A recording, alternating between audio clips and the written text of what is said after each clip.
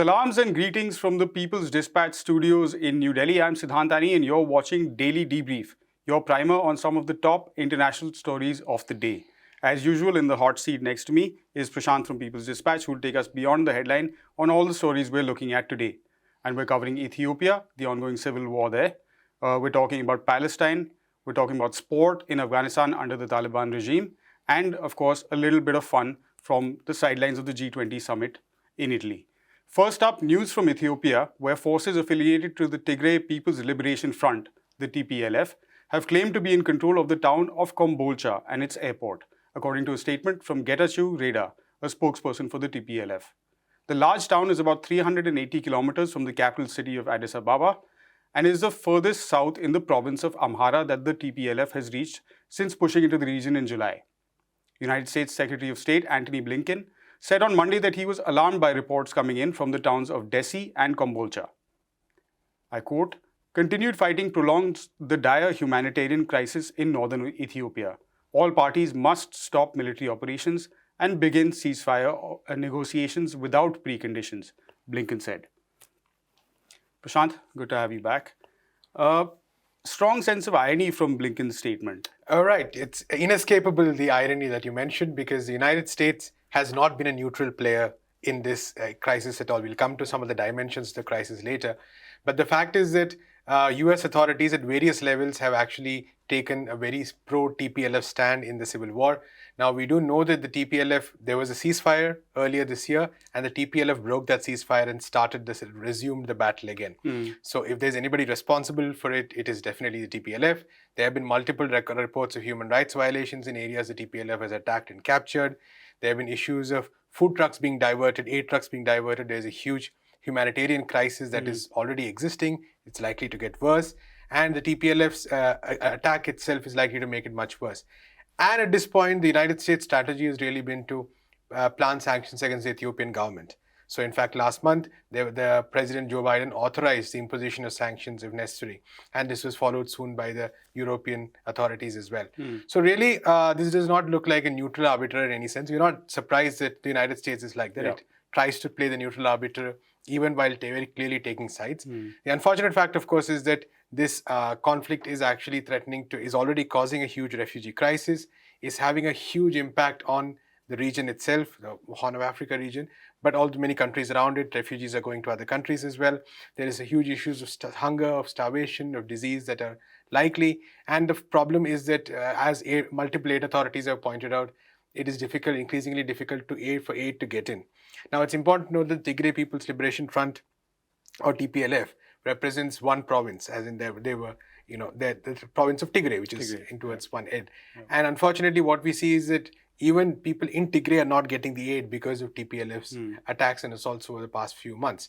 So, really a dire situation, and which has been largely created by the TPLF itself.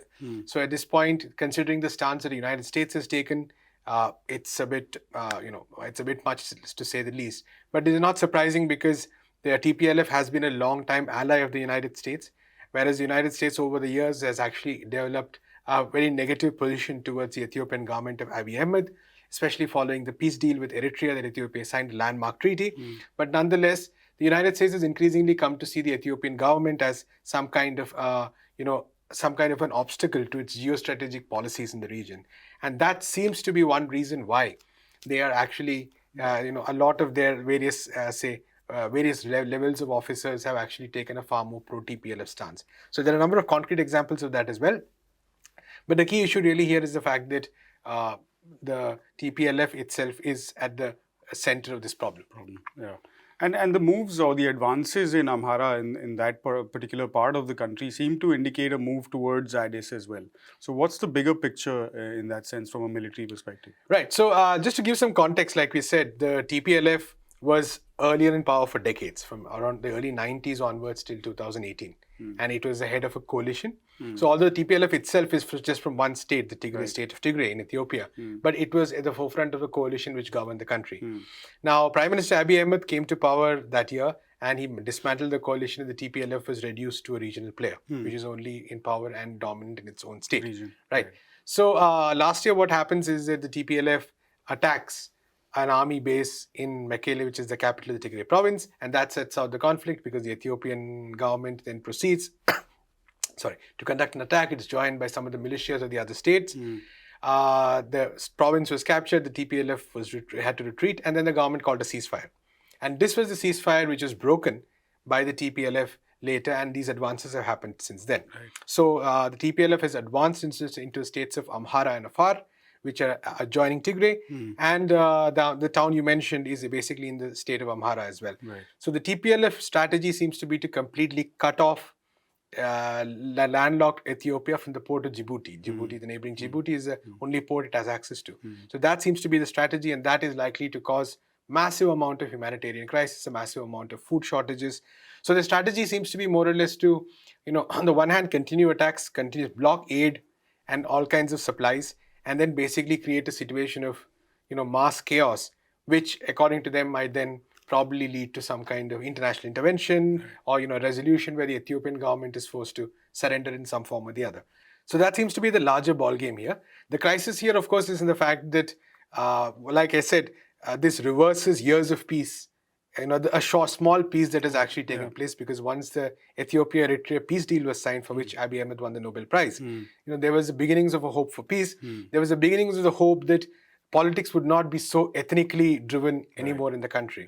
So Abiy Ahmed himself comes from the dominant Oromia community, but nonetheless he did not necessarily try to run politics from a tribal or ethnic basis or ethnic basis, as much as try to center or create or focus on a larger Ethiopian national identity per se. So this risks basically, destroying or reversing all those gains, because once again it has been the conflict has been divided into states, into communities. So this is actually one of the big problems, and the risk of Ethiopia, which is a key country in the region, being completely collapsing into conflict, collapsing into hunger, starvation, because these kind of wars, as we know, are not waged by militaries alone. The wars are on the population at the end of the day. It's always the people who suffer worse. And like I said, there have been multiple accusations of the TPLF, say for instance, capturing food trucks and using it for military purposes. And say there have been reports that a lot of the food trucks which went into Tigray never came back. Right. So there have been a lot of issues. So all these together indicate, or pose a risk that this important country, which is at a very strategic position, is probably going to dive into deeper chaos, which is a deep problem. Right. All right. We're moving on to Palestine now, where hunger strikers have renewed sort of their demand for the end of administrative detention. Israel has renewed its policy. It's the particular administrative detention of activist Qaid al-Fasfous, the Palestinian prisoner who's been on hunger strike for the past 108 days. The news was revealed by his brother Khalid, his lawyers, and the Palestinian Detainees Affairs Commission on Friday, October 29. Fasfous and 6 other prisoners began hunger strikes at various points over the past few months to protest their illegal administrative detention by Israeli authorities. Prashant, first up, what can you tell us about al-Fasfous and the 6 other prisoners? Right. So, like you said, all of them started this trial over the hunger strike over the past few months. And we need to see this in the context of 2 aspects. One is the policy of administrative detention, which we'll come to later, but also the fact that the past few months have seen a massive tightening of restrictions in Israeli prisons. Right. So, we know that a few months ago, there was the outbreak, there was a breakout at Gilboa prison, where 6 prisoners escaped, a high security prison. Most of them associated with the Palestinian Islamic Jihad movement. One of them was formerly a member of Fatah. So the Fatah group, they all escaped and they were captured in the coming weeks. And after that, and during and after this period, there was a very brutal wave of repression that took place, which basically meant that a lot of the prisoners, for instance, shifted around to other prisons. Some of them were moved to blocks. Restrictions were placed in terms of, the things they could buy from canteens, buying warm clothes, visits from families, communication, some of them placed in solitary confinement. So there was a huge wave of attacks on them. And first of all, it's important to note that all of this violates the Geneva Convention, basically, which says that an occupying power cannot transfer people from the occupied territories to its own territory. Right. So that itself is a massive violation of the Geneva Convention. Nonetheless, Israel has continued to do it relentlessly over the years. There's nothing new in that. But this past couple of months actually saw a massive wave of tightening restrictions on this. A lot of prisoners went on hunger strike, it's important to note, including some of the prisoners who had escaped and were recaptured. Because when they were recaptured, they were treated even more stringently beaten up, tortured in interrogations, according to the reports of their lawyers. And so some of them also went on hunger strikes. So we've seen that in the past many years, many Palestinian prisoners have been forced to go on hunger strikes precisely for these reasons, because by now there's almost no logic in the way, forget about logic, there's malice in the way the Israeli prison system works, in the way the Israeli administration as a whole works. So this was one of the worst examples of this in recent times. And as I said, members of the Islamic Jihad have been especially targets of this, but all Palestinian prisoners, regardless of their political affiliation, have been in various ways targeted. So it's been, there's no other way to explain it than to call it punitive action. Right. So because 6 people dared to break out of jail, everyone has to be punished. Egg on the face. Exactly. And this was widely hailed in the Palestinian territories when they escaped, because these were seen as resistance fighters. So when they escaped, Israel seems to have decided that what has to be done is to basically brutally crack down on them. So that's one aspect. The other aspect, of course, is administrative detention. So what exactly is administrative detention, and how is it a sort of violation of the human rights of Palestinian people? Right. So administrative detention is one of the most insidious policies that Israel implements, because right now the number, I think, is around 500 Palestinians are under administrative detention.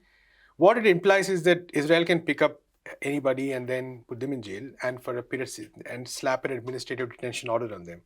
And during this period, there is no trial. The charges don't have to be mentioned. And authorities can always claim that there are secret evidence or secret charges which they cannot reveal for security reasons or whatever. So that's how it usually functions, in the sense that there is no real accountability at all. And our judicial system supposedly functions on accountability, that you arrest somebody, there's a process. There is a charge sheet, there's a trial, there is a, at the end you're declared innocent or guilty, and there's a punishment. What administrative detention lets Israel do is to basically keep people in prison for years together. And for instance, the prisoner who's now on his 109th day, you mentioned Qaid al-Fasfus, he was detained in October 2020, and so far there's been another person who was on trial for a hunger strike for nearly 100 days, similarly, no charge or trial. So you're just in jail endlessly. And another recent example is Khalida Jarrar, the prominent politician from the Popular Front for the Liberation of Palestine. Right. She was first placed in administrative detention for a long time, and then much later, the trial happens. So basically, you're already punished before forget about a trial, before even a charge is let out. So this has been one of the most insidious forms of how Israel has treated Palestinians, and there is no restriction to anybody who can be arrested. So this policy has been a sore point for Palestinians for a very, very long time. We have seen endless cycles of Palestinian prisoners doing hunger strikes precisely for this reason. And it's important to note that after Qaid al-Fasfus went on a hunger strike, last month they suspended the administrative detention sentence for him. So, but then what happened on Friday is what you mentioned, that the security forces entered the hospital and handed him an order saying that it was reactivated. Right. So now he's going to be in jail till December 14th at least, despite the fact that this is day 109 of the hunger strike. So this really, it really shows the extent to which there is no law, there is no process, there is nothing as far as Palestinians are concerned. So it is basically, like we talked about many times on this show, it is basically war that is taking place. And it may not, there is open war like happens with the Israeli bombing of Gaza in May, but there is also everyday war that is being waged on the Palestinians, and administrative detention and the condition of prisoners are probably one of the worst examples of this. Where, war is not restricted to just military targets, but also everyday people. Fair enough. From there, we're moving on to sport, and the context is the ICC World T20 Championships that are currently underway in the United Arab Emirates. Afghanistan's men's national cricket team is doing fairly well in that tournament, with 2 wins back-to-back in the Super Sixes, and hopes of advancing to the semi-final stage, which will be a major achievement for that country's, at least, cricketing program. But of course, there is the wider context of the Taliban takeover in that country and the new regime's approach towards sport, and particularly women's participation in sport. I spoke earlier to NewsClick's Leslie Xavier for an update on what's going on there and what the context is, and how international sports bodies are shaping up to deal with some of these issues. The situation is such that Afghanistan, of course, scheduled to play a historic one-off test with Australia. The Australian Cricket Board has threatened to call that off if Afghan's national women's team is not allowed to play cricket. Now, the signals from the Taliban government currently in power in Afghanistan are pretty clear that there is not going to be, despite perhaps voices that might have indicated differently earlier, they are not. Sport for women is not going to be a thing anytime in the near future. The few people who are on the ground we were able to contact and speak to have also indicated the same. Women athletes, those that were engaged in any kind of sport earlier, are now staying as far away from it as possible. Even if there is no official ban in place, there is definitely fear that if women are seen engaging in sporting activities or anything that goes against what is being interpreted as the laws of Islam, or anything that could be interpreted as un-Islamic, will be dealt with very harshly, and therefore they are choosing to stay as far away from it as possible. Afghanistan receives $5 million in aid from the International Cricket Council annually. This is for the development of sport at the grassroots level and other such. As far as India's role is concerned, in the US-backed regime in Afghanistan, one of our focal areas was the development of a multi-million-dollar cricket stadium in Kabul. And cricket was a big part of our diplomacy, as Leslie was mentioning, giving them a base to train here in India. Many of the current players in the men's cricket team, who are also, like Leslie was saying, involved in T20 cricket, they have now found a base in Dubai or other such places away from the country, which allows them to continue their training. Their families are relatively safer, and they can continue.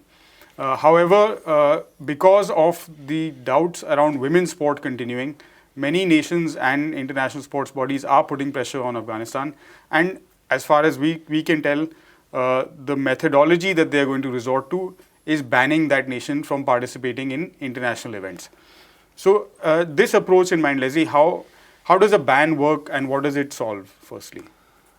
It solves, I mean, if you're looking at forcing the government to realize what is wrong, I don't think it has ever worked any which way. Yeah, it creates sort of like a precedent, it creates, and it sets that idea of sanctity of sport and saying sport is equal for everybody, and these are the set of guidelines or these are the set of maxims that sport follows, and if at all someone falters, if human right violations are happening, or if things are not right in a particular country, there could be a ban. But the larger purpose that it serves, I mean, if sport is making a ban or a move, it should serve sport in that country or the sports person in that country, right? So how will a blanket ban on Afghanistan serve the current cricketers? Like you said, hardworking cricketers who have put in effort over the years to come up to where they are, and they have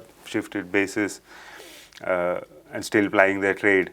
And if they can't represent their country, then it's their loss, and it's not their fault also. So who is getting punished? The players are getting punished. The sport is getting punished. So probably the ICC, or for that matter any global body like the IOC or FIFA, subsequently all these questions will arise. Yeah. Because Afghanistan has a football team. It also has a women's football team who apparently are now in Qatar. I think they were airlifted from Afghanistan and they're based in Qatar now.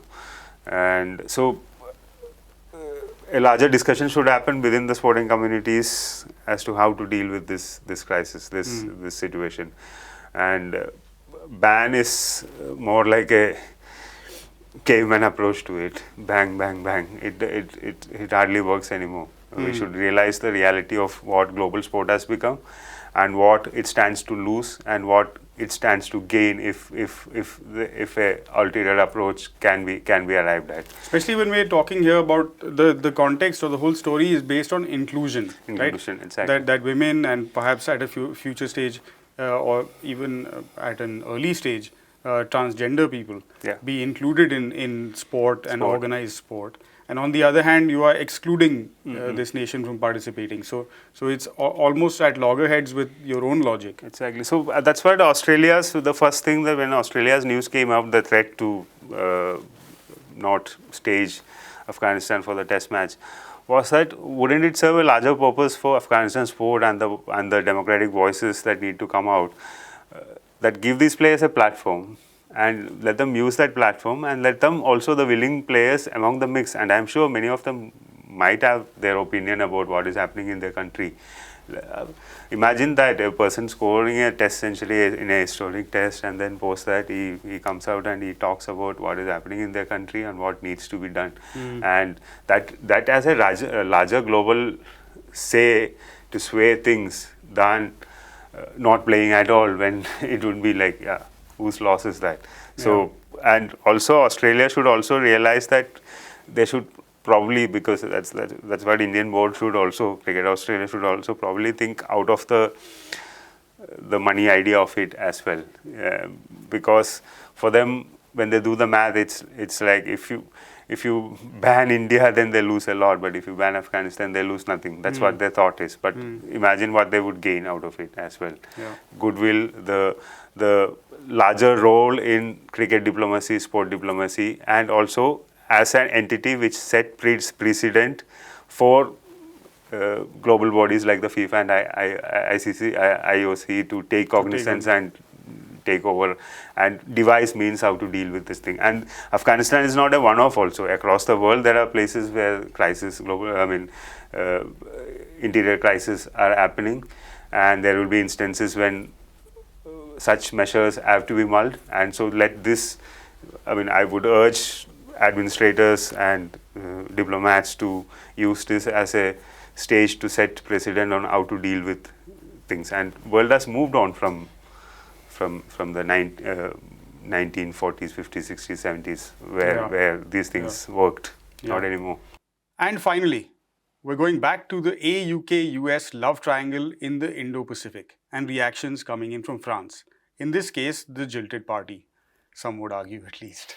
On the sidelines of the G20 summit is where all this news is coming from. Prashant, what's the story? Right. So as we know, France and Australia had a deal. France would sell submarines to Australia. In between, AUKUS happened. Australia, UK, and Australia signed a deal, and France was basically left on the street, for lack of a better word. Now, this has been a huge sore point for France. Of course, they withdrew their ambassadors from Australia and the United States, and they called them back for consultations or whatever. And there was a whole sense of betrayal, which many officials publicly declared. Now, yesterday at the G20 summit, Emmanuel Macron, the French president, was asked whether the Australian Prime Minister lied to him, or he thought the Australian Prime Minister, Scott Morrison, lied to him. And Macron said, "I don't think, I know." So, which has all the sound and drama of a romance romantic gone wrong, like you said. But it's interesting to note, of course, that there's been a lot of behind the channel, negotiations on this issue. Now, the fun fact here, of course, is that this AUKUS deal is the only beneficiary is really going to be the United States. Australia is going to take a long time before it gets its submarines. France obviously is out of the game altogether.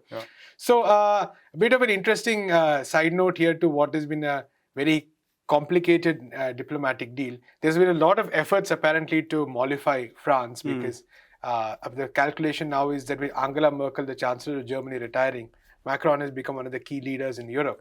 So apparently Joe Biden told Macron that he thought that everyone knew everything.